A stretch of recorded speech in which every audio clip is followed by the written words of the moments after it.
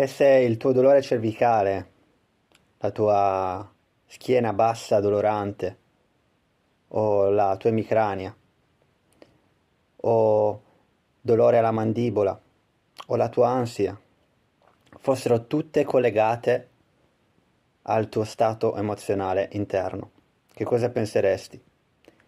Ancora penseresti che una terapia fisica possa risolvere il problema emozionale? E se la tua causa veramente fosse un problema emozionale, non ci sarebbe nessun motivo per continuare una terapia fisica. Ecco che a quel punto l'unica domanda per risolvere il tuo problema sarebbe: che cosa stai proteggendo? Di che cosa hai paura? Cosa pensi che succederà se il tuo dolore rimarrebbe dentro di te?